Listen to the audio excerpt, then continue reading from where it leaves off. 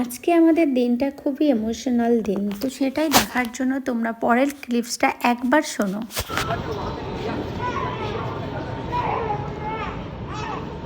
Hi everyone, welcome back to my mini blog.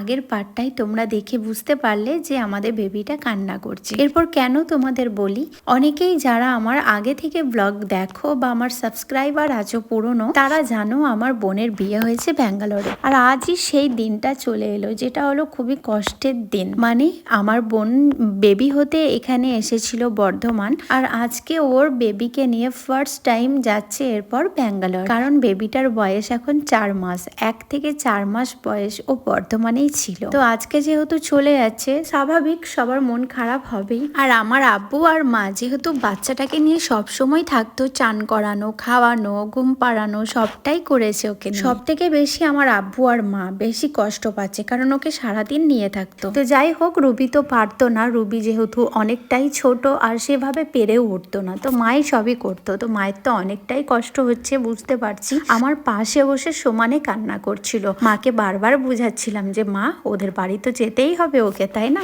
আর সব থেকে বড় কথা, বেবিটাকে আমরা এতটাই ভালোবাসি, তো এডিট করতে করতেও আমি কিন্তু ইমোশনাল হয়ে পড়ছি। কারণ এই ভিডিওটা আমি অনেক দিন ধরেই এডিট করিনি, কারণ অনেকটাই কষ্ট হচ্ছিল ওকে ছেড়ে থাকা। সত্যি খুবই কঠিন একটা ব্যাপার হয়ে গেছে। ওকে আমি রোজ, মানে আমি আমার বাপের বাড়িতে গিয়ে একবার হলেও আমি আর জাহির রোজ ওকে দেখা করতে যেতাম, রোজ ওকে আদর করে আসতাম। তো সেগুলোই আর কি একটু মিস তো করছি। তো যাই হোক, অনেকদিন পর আবার ব্লগটা আমি এডিট করে পোস্ট করছি ফাইনালি, আর ওর ফেসটাও তোমাদের দেখিয়েই। তো যাই হোক, ওর ছোটবেলার সব স্মৃতি আমার কাছে আছে, সবটাই তোমাদের সাথে আস্তে আস্তে শেয়ার করব। আর দেখতে দেখতে দেখো আমরা এয়ারপোর্টেও চলে এলাম। এরপর ওদেরকে ছেড়ে দেওয়ার পালা, কারণ প্রচুর কষ্ট হচ্ছে এখানে। আর আমাদের বাচ্চাটাও কিছু ফিল করছে, কারণ ওরা তো শিশু না, ওরা তো বোঝে মন থেকে।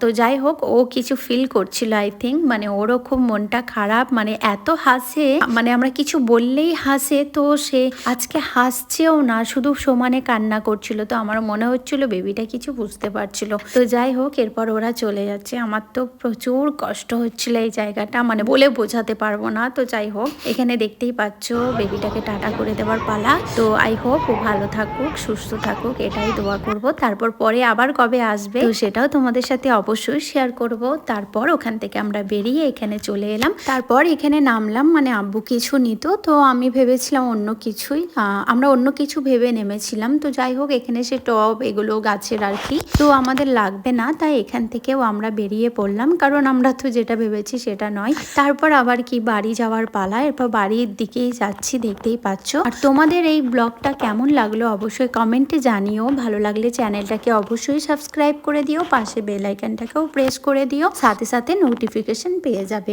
আজকের মতো ব্লগটা এতটাই রাখছি, পরের ব্লগে আবার দেখা হচ্ছে খুবই তাড়াতাড়ি। তোমরা পাশে থেকো এভাবে। বাই, সবাই ভালো থেকো, সুস্থ থেকো।